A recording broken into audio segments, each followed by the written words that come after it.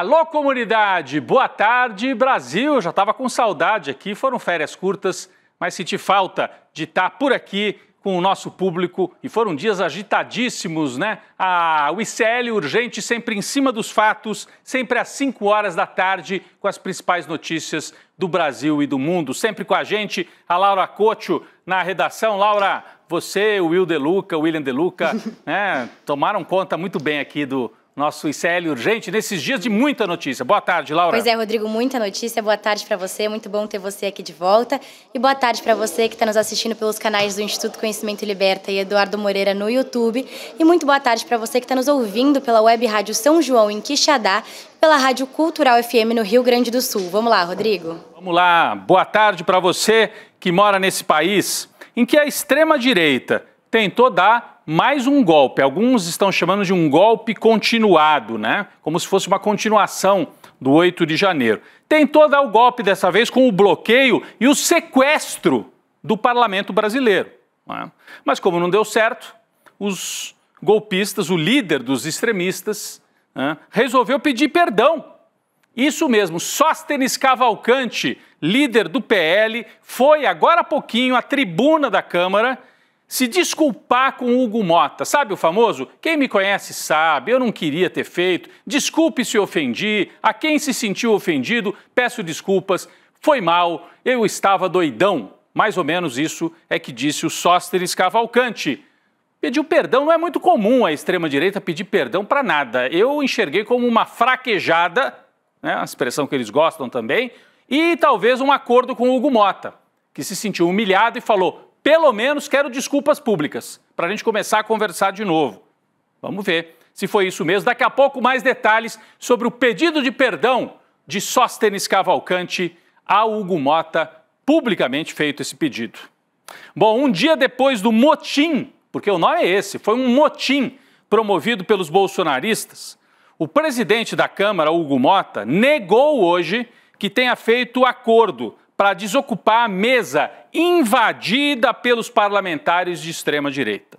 Aos jornalistas, Hugo Motta afirmou que a democracia não pode ser negociada e que a respeitabilidade é inegociável. Vamos ver o que disse exatamente Hugo Motta. Vamos lá. Foi garantida alguma contrapartida para a oposição deixar de fazer essa ocupação no plenário? A presidência da Câmara é inegociável. Quero que isso fique bem claro. As matérias que estão saindo sobre a negociação feita por esta presidência para que os trabalhos fossem retomados não está vinculada a nenhuma pauta. O presidente da Câmara não negocia as suas prerrogativas, nem com a oposição, nem com o governo, nem com absolutamente ninguém. Aí está a fala do Hugo Motta. Vamos ver se é verdade. Vamos acompanhar. Vamos esperar um pouquinho, porque ele faz acordo, descumpre acordo. A gente já viu várias vezes, né?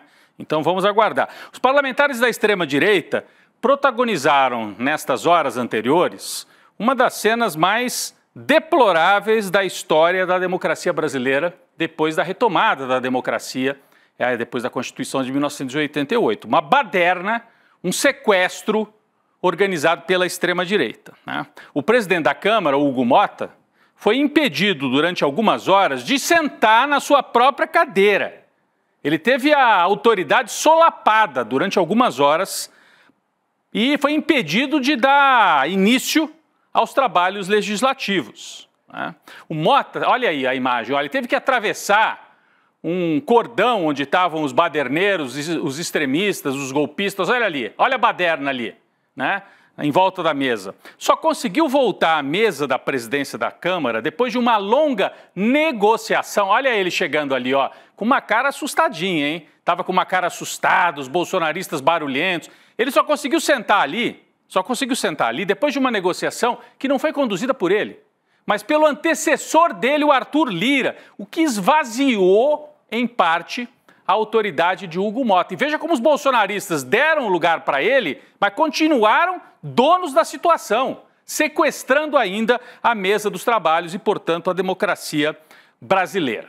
Hugo Motta sentou ali e prometeu que vai punir, vai adotar medidas contra esses baderneiros. Quem conta mais pra gente sobre isso é a Laura Couto. Laura. Rodrigo, o presidente da Câmara dos Deputados, Hugo Motta, afirmou que providências vão ser tomadas até o final do dia contra os parlamentares bolsonaristas que ocuparam a mesa diretora da casa entre terça e quarta-feira.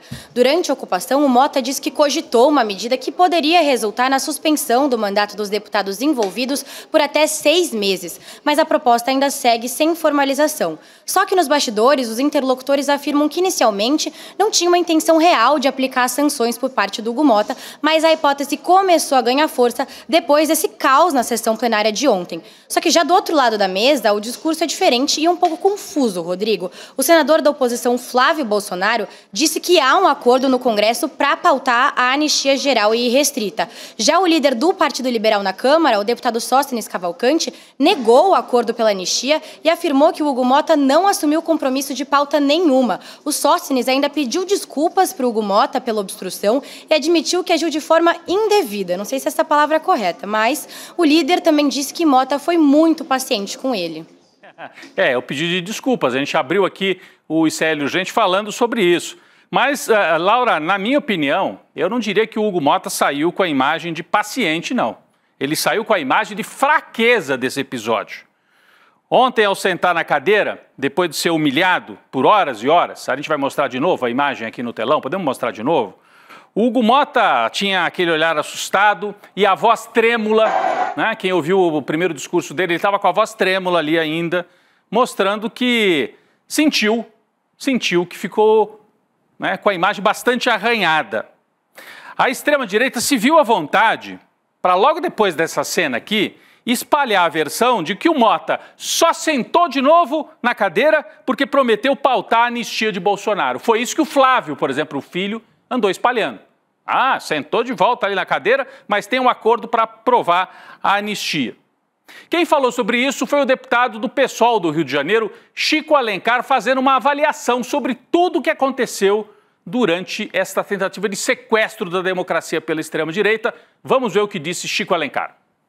Estão alardeando nas suas redes que Hugo Motta se comprometeu a pautar a anistia semana que vem. A não ser que Hugo Motta seja também, como eles, um mentiroso quanto mais, isso não está pautado, não vai acontecer. Aliás, eu não ouvi ele nesse discurso meio barro, meio tijolo que fez ali, não teve a força para mandar descer os golpistas desses 2 dias, só disse que não foi bom o que aconteceu, amenizando algo gravíssimo, mas ele em nenhum momento disse que ia pautar a anistia. E eles vêm com esse papo agora, é para edulcorar a derrota que tiveram. Não sairemos daqui jamais. Anistia ampla, geral e restrita para o Bolsonaro. Até o Dia dos Pais a gente não arreda o pé, pelo menos. Vamos nos acorrentar, vamos nos matar em favor do patriotismo de Donald Trump. Isso tudo que eles bravatearam nesses 2 dias não entrou em nenhuma negociação. Não entrou em negociação, disse o Chico Alencar, e não entrou mesmo. A não ser que o Hugo Motta, que já traiu acordos outras vezes, possa trair de novo. Aliás, o Hugo Motta tentou agradar os 2 lados quando se elegeu presidente da Câmara, tanto a esquerda quanto a direita. E agora, com 6 meses de mandato, desagradou os 2 lados. Primeiro deu aquele golpe, né, no governo, passando o trator naquela história do IOF, descumprindo o acordo que estava feito com o Haddad e com o governo Lula. Achou, agora eu vou derrotar o Lula, passar o rodo aqui e vou resolver tudo. Só que o governo aproveitou aquilo para recuperar a popularidade. E agora o Hugo Motta desagrada a direita também.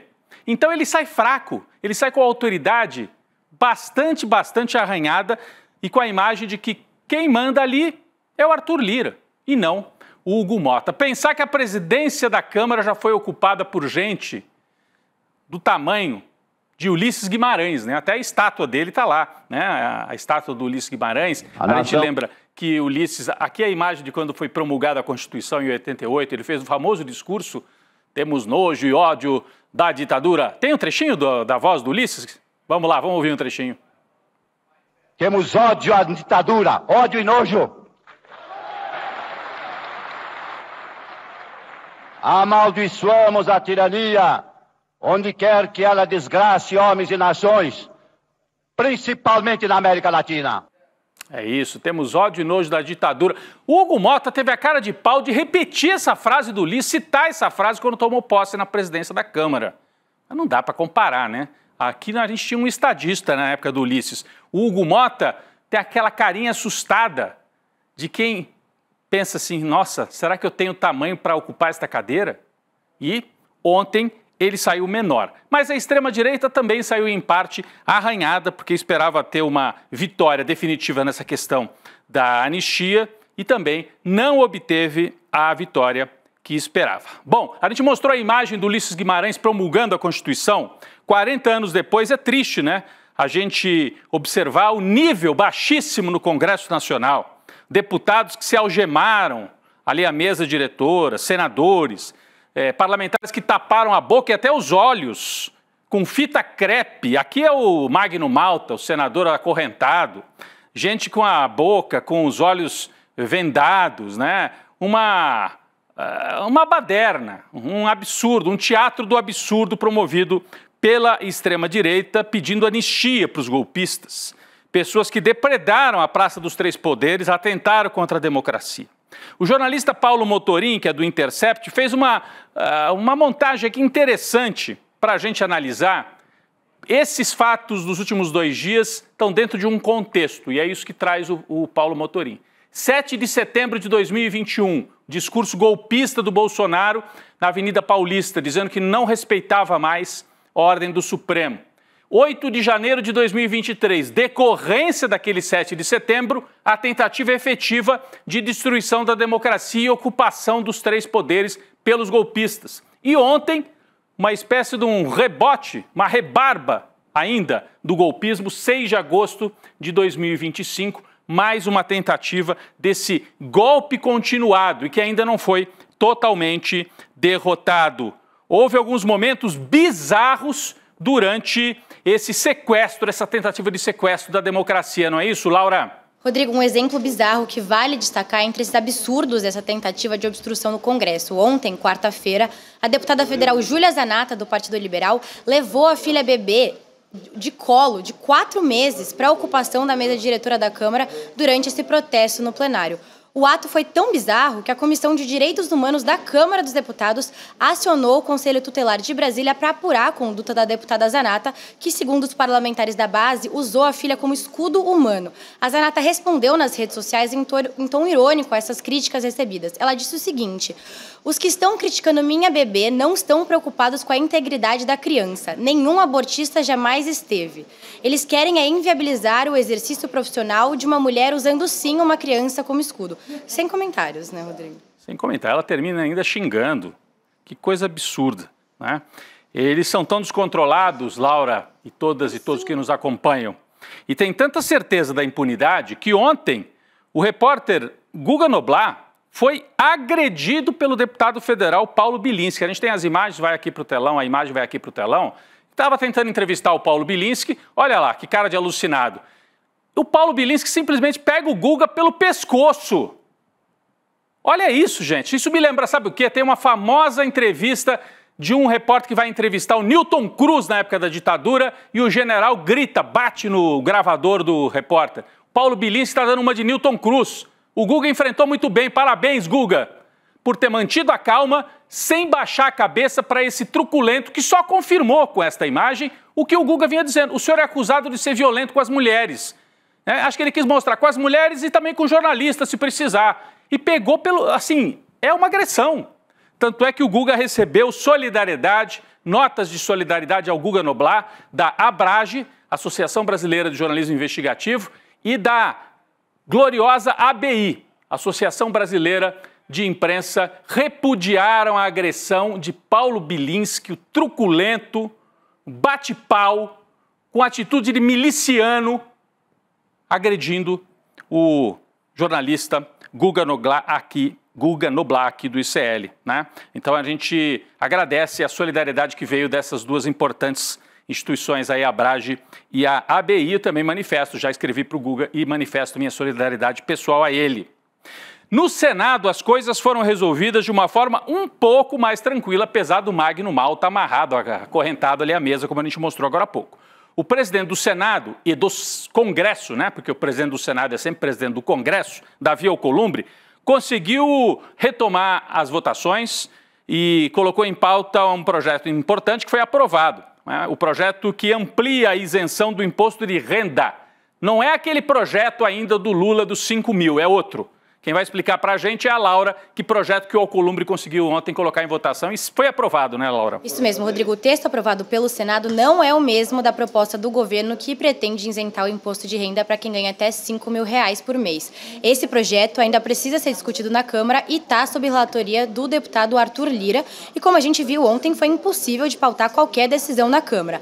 Já o projeto de lei aprovado no Senado só atualiza a tabela mensal do imposto de renda, mantendo a isenção para quem ganha até 2 salários mínimos, que atualmente é R$ 3.036. Isso aconteceu porque o governo reajustou o salário mínimo, que em 2025 subiu para R$ 1.518, Rodrigo. É isso, a isenção era para 2 salários mínimos, o salário mínimo subiu um pouquinho, então você teve que corrigir esta tabela de maneira quase que automática, mas precisava de uma aprovação. Isso foi feito no Senado. Agora falta colocar em votação a isenção para quem ganha até R$5 mil.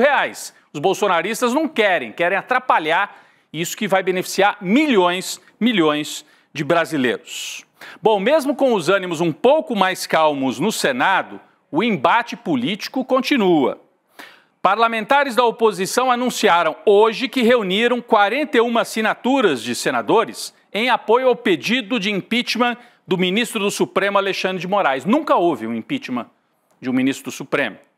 O ministro Alexandre de Moraes já é alvo de ao menos 30 pedidos de impeachment que tramitam no Senado. Então eles têm as assinaturas, mas falta combinar com o presidente do Congresso, Davi Alcolumbre. Em resposta a esse pedido da oposição, Alcolumbre afirmou, abre aspas, nem se tiver 81 assinaturas, ainda assim eu não pauto impeachment de ministro do STF para votar. E ainda mais, gente, porque 41 assinaturas, tem a vontade política, mas tem que haver o fato justo para levar o impeachment. E qual é? Não existe. Não existe. É uma tentativa de golpismo, de afastar um ministro que está cumprindo as prerrogativas dele. Aliás, as decisões de Alexandre de Moraes, em geral, confirmadas pela primeira turma. Então, vão ter que derrubar o Supremo inteiro, vão ter que derrubar e rasgar a Constituição. O Alcolumbre diz que não vai pautar impeachment nenhum. Mas a guerra, a pressão continua. Mais um ataque gravíssimo veio hoje da Embaixada dos Estados Unidos no Brasil. A embaixada, lá em Brasília, publicou em sua conta no X, eu nunca vi, né? Acabou relação diplomática com telegrama, com documento, agora é tudo pelo X, pela rede social. A Embaixada dos Estados Unidos publicou no X um texto ameaçando qualquer aliado de Alexandre de Moraes, não só no STF, mas em todas as esferas do poder público no Brasil. Vamos ver o post? O post da embaixada. A gente traduziu aqui, né? Diz o seguinte: o ministro Moraes é o principal arquiteto da censura e perseguição contra Bolsonaro e seus apoiadores. Suas flagrantes violações de direitos humanos resultaram em sanções pela lei Magnitsky, determinadas pelo presidente Trump. Os aliados de Moraes no judiciário e em outras esferas estão avisados para não apoiar nem facilitar a conduta de Moraes. Estamos monitorando a situação de perto. Repito, desde 64 o Brasil não sofre um ataque tão direto por parte da nação ainda mais poderosa do planeta. Alguns dias antes, a embaixada já havia lançado uma nota endossando a opinião de Trump sobre o Bolsonaro. Do outro lado, parece que os ministros do STF não sentiram muito a pressão. Os Estados Unidos estão achando que vão bater o pé, vai todo mundo sair correndo e se esconder debaixo da mesa. Não é bem isso que está acontecendo, né, Laura? A gente teve a reação de um dos ministros hoje, né? Bem, pelo menos o ministro Gilmar Mendes já começou a fazer piada da situação. Durante o evento de lançamento do livro Jurisdição Constitucional, da Liberdade para a Liberdade, que foi escrito pelo próprio ministro, o Gilmar Mendes ironizou as sanções do Donald Trump. O ministro disse o seguinte sobre ter o visto de entrada nos Estados Unidos cancelado. Abre aspas, eu poderia estar contando essa história em Roma, em Paris, em Lisboa, agora não em Washington, né? Ele arrancou risos da plateia e, inclusive, os ministros Luiz Roberto Barroso, Flávio Dino e Edson Fachin também estavam presentes na plateia e deram risada, Rodrigo. Isso, não vai poder fazer palestra e lançar livro em Washington, né? Quem estiver defendendo a democracia no Brasil e sob ataque da tirania de Donald Trump, porque é uma tentativa imperial de impedir a democracia brasileira de funcionar. Bom, hoje Bolsonaro recebeu uma visita importante lá na casa dele, onde está em prisão domiciliar em Brasília. O ministro Alexandre de Moraes autorizou nesta quinta-feira a visita de vários aliados que solicitaram um encontro pessoal com o ex-presidente. Bolsonaro foi intimado na noite de quarta-feira por Moraes para dizer se desejava ou não receber uma lista de políticos na sua casa. O Bolsonaro se manifestou a favor desses encontros. Vamos ver a lista de líderes que foram autorizados expressamente pelo ministro, mas tem que cumprir, tem um horário, tem dia e tal. E ele baixou ali a ordem. Podem visitar. Está aqui, ó. Tarcísio Gomes de Freitas, o governador de São Paulo. Celina Leão, que é a vice-governadora do Distrito Federal. Geraldo Júnior do Amaral, deputado federal pelo PL de Minas Gerais. Marcelo Pires Moraes, deputado federal pelo PL do Rio Grande do Sul. Renato de Araújo Correia, empresário de Angra dos Reis, onde Bolsonaro possui uma casa. O que esse empresário foi lá fazer, hein? Pegar algum recado? Olha, rega as plantinhas lá para mim em Angra dos Reis. Ó, tem uma gaveta lá, pega para mim, tem um negócio na gaveta lá que ficou lá. Alguma coisa desse tipo? E também o Luciano Zucco, deputado federal e líder da oposição na Câmara, que também é do PL do Rio Grande do Sul. Tarcísio, a visita mais importante, tenta fazer as pazes com a família Bolsonaro. Parece que é isso, né, Laura? Que informação que você tem sobre isso? Rodrigo, o momento do Tarcísio é delicado, né? O encontro do governador de São Paulo com o Bolsonaro agora acontece depois da sua ausência na manifestação que aconteceu no último domingo, onde o Tarcísio virou alvo de críticas dos bolsonaristas. O governador de São Paulo não pôde comparecer no evento por um procedimento cirúrgico na tireoide que estava marcado para o mesmo dia da manifestação de domingo. O próprio pastor Silas Malafaia, que estava lá, desprezou a condição de saúde do Tarcísio e questionou se o governador não podia ter agendado o procedimento para outro dia. Além disso, o Tarcísio tem se tornado um saco de pancadas do Eduardo Bolsonaro, filho do ex-presidente Jair Bolsonaro, ainda mais com uma possível concorrência entre os dois para a presidência em 2026. Agora resta saber se o Tarcísio vai colocar panos quentes nessa situação, nesse encontro com o Bolsonaro, né, Rodrigo? É isso, né? Se vai selar a paz, você vai começar a cair a ficha para o Bolsonaro, precisa fazer um bom acordo com o Tarcísio, e o que o Bolsonaro vai exigir em troca, se é que vai mesmo apoiar o Tarcísio para a presidência em 2026. Vamos falar de outra figura do bolsonarismo detida, presa, só que lá na Itália. Parece que mesmo presa, a Carla Zambelli não descansa, né? Ela tem que causar de alguma forma, né? Conhecida por alguns como a pistoleira Carla Zambelli, enviou uma carta, e aí é porque ela saiu com uma pistola realmente na mão na véspera da eleição em 2022. A pistoleira enviou uma carta escrita à mão, atenção, de dentro da ala feminina, lá na prisão em Roma. Uma carta com críticas a Alexandre de Moraes. Não está feliz de estar presa já? Está querendo mais? Né? Zambelli chamou o ministro do STF, a gente tem a carta aqui, olha a caligrafia dela. Bonitinha a letra da Carla Zambelli, né? Está aqui, ó, escreveu de próprio punho, como se dizia antigamente. Ela chamou o ministro do STF de ditador, afirmou que mantém, abre aspas, a consciência tranquila de que é inocente e diz que está forte e que é uma mulher corajosa. Um autoelogio da detida, da presa, da condenada Carla Zambelli. A correspondência foi divulgada nesta semana pelos seus advogados lá na Itália. Bem, vamos voltar ao Brasil. Vamos aterrissar de volta aqui no Brasil, política ainda. O presidente Lula almoçou hoje, atenção, hein? É um movimento importante. O presidente Lula almoçou hoje com Gilberto Kassab, presidente nacional do PSD. Então, ó, Tarcísio foi visitar o preso, o Bolsonaro. E Kassab, que é aliado do Tarcísio, foi visitar o Lula. Um pé em cada canoa dessa dupla, Tarcísio e Kassab. O encontro não estava na agenda oficial da presidência e contou com a participação da ministra Gleisi Hoffmann e de lideranças do PSD, o partido do Kassab, no Congresso Nacional. Tem uma ala do PSD que já fechou acordo com Lula para 2026, especialmente no Nordeste do Brasil. Laura Couto traz mais detalhes sobre esse encontro Kassab-Lula. Rodrigo, o evento entre os dois líderes acontece no momento em que o Lula tenta se reaproximar da base aliada. O Kassab, que é secretário no governo do Tarcísio de Freitas, teceu críticas públicas ao governo petista no começo do ano. Em janeiro, o Kassab chamou o ministro da Fazenda, Fernando Haddad, de fraco e afirmou que o PT perderia a eleição se acontecesse naquele momento. Mas a maré, como a gente está vendo, está virando. E com os acontecimentos recentes, principalmente depois do tarifaço dos Estados Unidos e das obstruções do Congresso, a imagem do Lula está melhorando. Enquanto isso, o bolsonarismo continua batendo palma para o Trump e usa o Tarcísio como saco de pancada, um comportamento que deve impactar aí quem o Centrão vai escolher para apoiar em 2026, né, Rodrigo? O jogo está no meio, o jogo está sendo jogado nesse momento. Vamos voltar ao noticiário internacional rapidinho aqui, importantíssima, hein? Essa aliança Brasil-Índia, dentro dos BRICS. O B dos BRICS e o I juntos. Lula telefonou hoje para o primeiro-ministro da Índia, Narendra Modi. A conversa durou cerca de 1 hora e veio depois que Donald Trump taxou em 50% também os produtos indianos importados pelos Estados Unidos. Mesmo valor de tarifa aplicado ao Brasil, o que mostra que o ataque ao Brasil não teve tanto a ver com o Bolsonaro. Teve muito mais a ver com o ataque aos BRICS.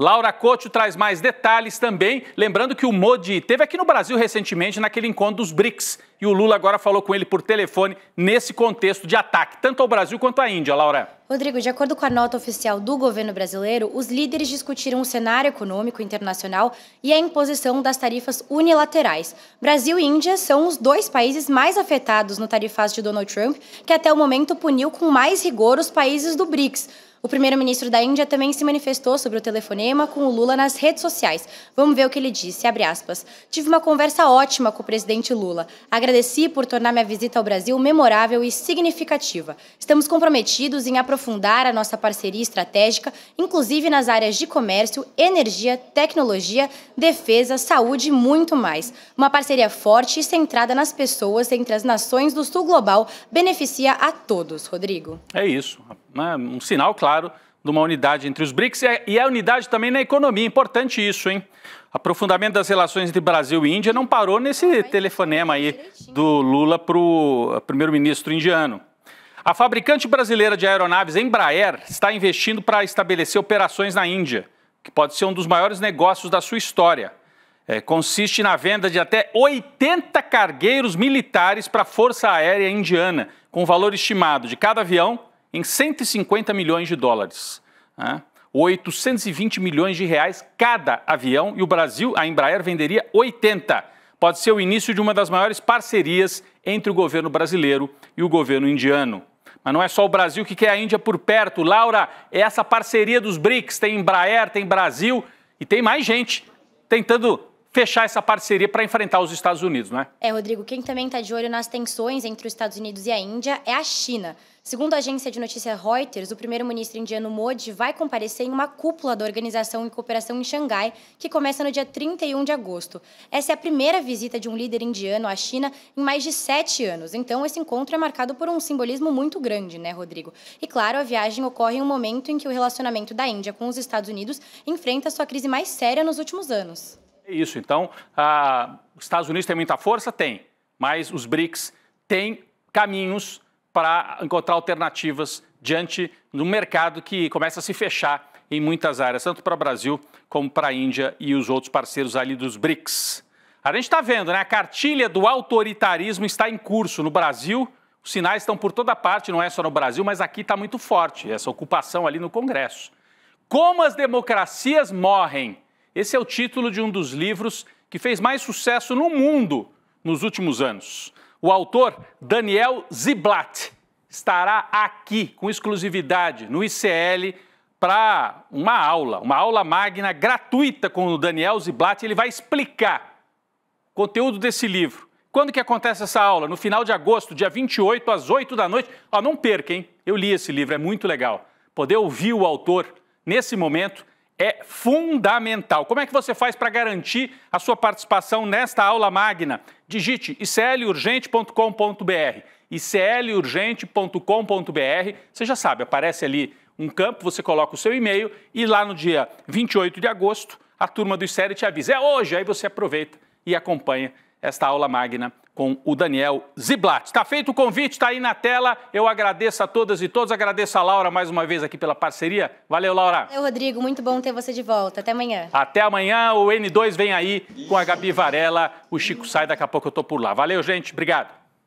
Ele é um dos maiores intelectuais do mundo e escreveu o livro que é a referência em todo canto para as pessoas entenderem Como as Democracias Morrem. A gente está falando de Daniel Ziblatt, um professor, um acadêmico, um escritor demandado no mundo inteiro para palestras, reuniões, aulas e que vai estar com a gente com exclusividade no ICL no dia 28 de agosto, uma quinta-feira, às 8 horas da noite, para nos dar exatamente essa aula. Como as democracias morrem. Não existe um momento mais importante da nossa história para a gente assistir a essa aula. Vai ser gratuita e online, então vocês não podem perder essa oportunidade. Chame seus amigos e amigas para participar também. E vamos aprender com Daniel Ziblatt como as democracias morrem para poder manter a nossa bem vivinha. Você tem um canal, rádio ou TV? Chegou a hora de levar ao seu público o jornalismo que faz história. Democracia! No ICL, você tem acesso exclusivo a Chico Pinheiro. Esses caras fardados sempre estiveram tumultuando a vida democrática neste país. Leandro Demore. Que foi tudo tomado pela água, ó. Heloísa Vilela. Que a mesquita é aqui dentro do campo de refugiados. Juliana Dalpiva em campo. O conjunto probatório é muito forte. Apurando tudo de perto, feito por quem entende. São histórias que mudaram o Brasil e você pode levá-las ao seu público. Seja nosso parceiro. Use nossa programação gratuitamente e fortaleça seu conteúdo com credibilidade. Acesse icl.com.br/parceria. Juntos, levamos a verdade mais longe.